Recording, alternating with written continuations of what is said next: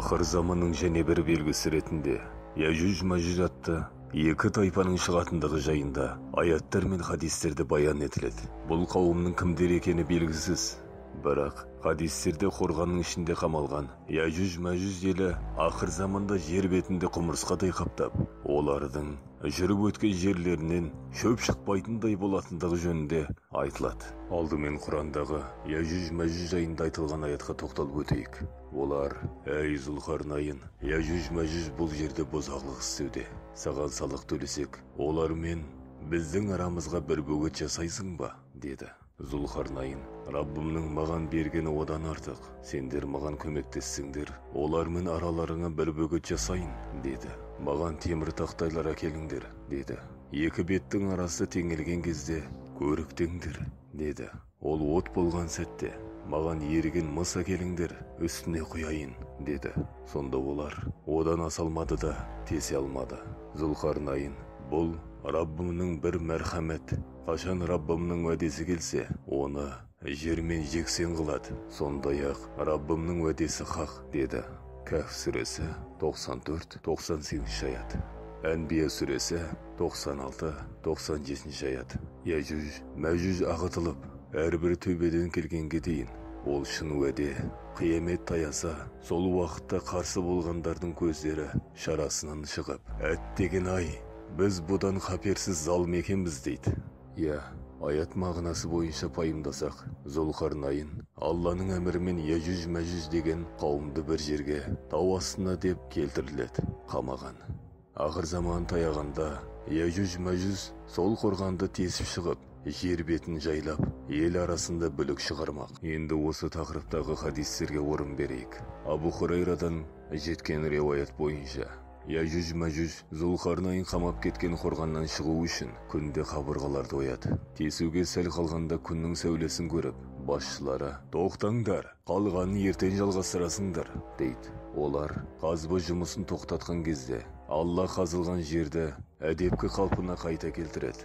Осылайша күнде қорғанның қабырғаларын тесуге тырысады. Күндер осылай өте береді де, олардың жер бетіне шығатын уақыты таяғанда басшылары: «Қане, қайтайық иншалла, ертең қалғанын ойып бітіреміз» деп, иншалла, Алла қаласа сөзін алғаш рет қолданады. Сөйтіп, ертесін әлгі жерге қайта келгенде, еңбектерінің еш кетпегенін көріп, сәл ғана қалған жерді аяғына дейін ойып бітіріп, айналадағы елді мекендерге лап қояды. Адамдар олардан құтылу үшін қорғандарына тығылады. Олар жүріп өткен жерлердегі бүкіл суды ішіп тауысады. Яжуж-Мажуж елі адамдарды ескенмен қоймай, аспан әлеміне де өз биліктерін алғысы келіп, көкке қарай оқ жаудырады. Атылған оқтар көктен қайтып жерге түскенде қан болып түседі. Мұны көрген олар жердегілерде, көктегілерде езіп жаншып жеңдік дейді. Осыдан кейін Алла тағала олардың бастары мен желкелеріне бір құрт жібереді. Құрттар олардың жанын жеп, ақырында барлығы түп-түгел қырылып қалады. Пайғамбарымыз сөзін ары қарай жалғастырып, Мұхаммедтің жанын өз қолында ұстаған Алла тағалаға ант етемін: жер бетіндегі күллі хайуанаттар мен жәндіктер олардың өлген етін жеп, аққан қанын ішіп, жардай болып семіріп кетеді, деді. Ибн Мәжә, Фитан 33.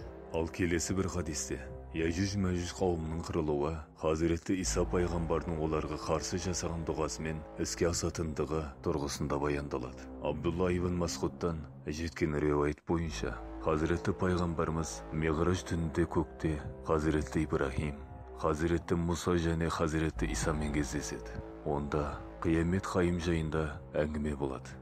Әуелі Хазіреті Ибрахимнен, одан кейін Хазіреті Мұсадан қиямет қайымның қашан болатындығын сұрады.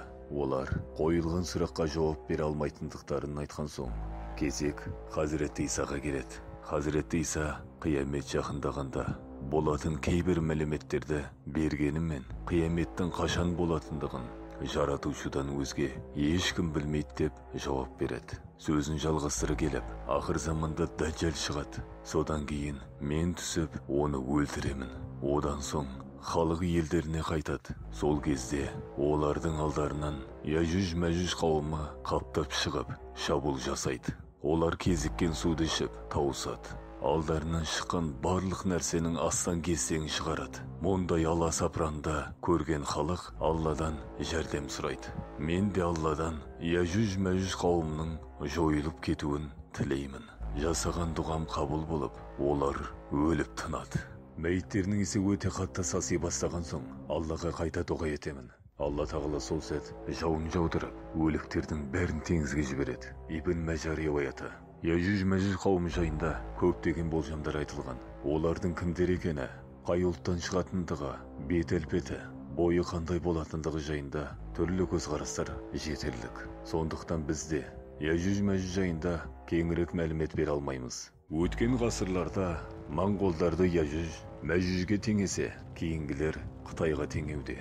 Моңғолдарға теңегендердің пікірлері дұрыс еместігі уақыт өте келе айғақталса, Қытайға теңеушілердің де пікірлері дұрыс болмай шығулары әбден мүмкін. Сол үшін ақиқатын Алла біледі.